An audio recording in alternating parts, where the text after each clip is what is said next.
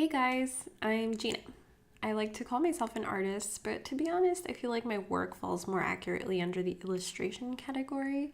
So let's just call me that, an illustrator. Now, I've always had issues with starting a drawing willy-nilly, not really knowing where I'm taking it, and then ultimately hating it. Although, admittedly, sometimes doing things this way can lead to some nice surprises, and for the most part, I've always worked like this. But it leaves me feeling pretty frustrated most of the time until recently when I started doing things a little bit differently. So today I'm going to show you how I come up with the composition for my drawings, and this is going to be part of a series that I've been working on called Pampering. So let's jump into it. I'm using a sketchbook I bought at a grocery store for just a couple of euro, and the paper is quite thin, nothing special. But I actually like it because it takes the pressure out of making it perfect. I'll start out by drawing a bunch of rectangles, and this is just to mimic the dimensions of the media I'm using, and they don't have to be perfect. I'll start ideating and filling out the rectangles with some of the ideas I come up with. For my theme for the Pampering series, it's just anything related to self-love and taking care of yourself. So some of the things I drew are actually things that I like to do during my self-love days, and I use that for inspiration. You don't have to fill out all the squares, but obviously the more options the better. And keep in mind they don't have to be perfect either. As you can see, my drawings are just stick figures to get the positioning of the bodies down. And to be honest, I usually get stuck at around 4 compositions. This is why I try to draw the squares out first. And this is usually enough for me to figure out which one I love the most and then take it from there. Now, for the next step, I'll just draw a larger version of my favorite comp and try to flesh it out more. My favorite was this one because I like the little leg just sticking out of the tub. Bubble baths are actually one of my favorite things to do to relax, so I may be a little biased in choosing this one. But as with everything so far, it doesn't need to be perfect. It just needs to be fleshed out enough that you know what details you'd like to include in the finished piece. I know that this process can sometimes feel super redundant, but in my experience, it's helped me tenfold in coming up with interesting compositions for my drawings. Admittedly, I learned this process when taking an illustration course in uni, but I never actually applied it in my day-to-day, which is kind of a shame, but hey, better late than never. Okay, so now it's time to go ahead and take this drawing to the final paper, or in my case, my iPad, so that I can make the finished piece. Since this next part is just a speed drawing, I'm gonna go ahead and forego babbling and just leave you with some nice music, so enjoy!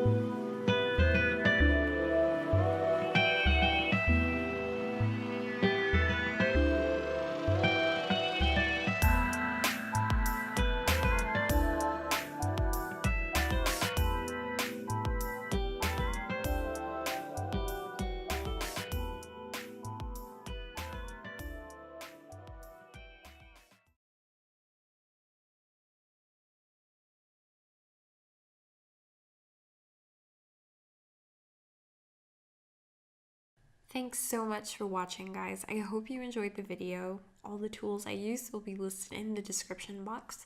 If you have any questions, just leave them in the comments below and I'll get back to you. And the shameless plug, please don't forget to like or subscribe, and I'll see you guys next week.